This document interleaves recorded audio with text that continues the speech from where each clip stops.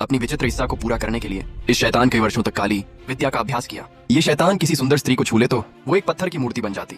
धीरे धीरे इस शैतान ने ऐसी कई लड़कियों को पत्थर की मूर्ति बनाकर मूर्तियों का बहुत बड़ा संग्रह इकट्ठा कर लिया था। एक दिन एक नया कपल का बेड़ा वहां से गुजरा तो वे तुरंत ही सुंदर मूर्तियों को देखकर मोहित हो गए। प्रत्येक मूर्ति बिल्कुल एक असली इंसान जैसी थी। हैरानी की बात यह थी कि सभी मूर्तियां घावों से ढकी हुई थीं। जब ये कपल उनकी प्रशंसा कर रहा था तभी वह शैतान अचानक उनके पीछे से प्रकट हुआ।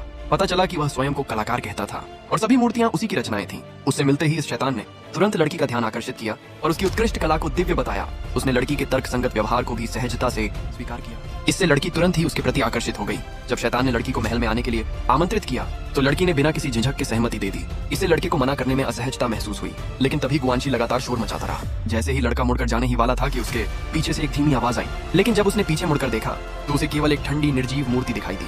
उसे लगा कि उसने गलत सुना है। इसके बाद वह व्यक्ति महल के भीतरी हॉल में गया, जहाँ न केवल सादा साज सज्जा थी बल्कि कई सुंदर चमकीले रंग के योद्धा भी थे। जब गाइड ने कहा कि ये योद्धा भी उसके संग्रह का हिस्सा है तो लड़के ने इसे गंभीरता से नहीं लिया और कहा कि इन योद्धाओं के कारण उसकी जान बाल बाल बची थी। गाइड के जाने के बाद लड़का और लड़की बातचीत करने लगे।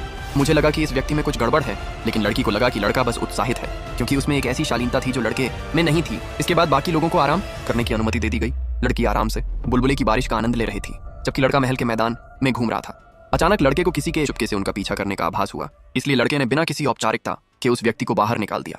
हालांकि उस व्यक्ति ने दावा किया कि वह उनका पीछा नहीं कर रहा था, बल्कि उन्हें जल्दी से चले जाने और इस बात को गुप्त रखने की चेतावनी देना चाहता था, क्योंकि यह शैतान वास्तव में एक धोखेबाज था। वह मूल रूप से एक मामूली निंजा था जिसने काले जादू के माध्यम से इस महल के राजा का पद छीन लिया था। लड़के के अविश्वास को देखकर उस व्यक्ति ने उनसे समुद्र के किनारे वाली गुफा में जाकर खुद देखने को कहा।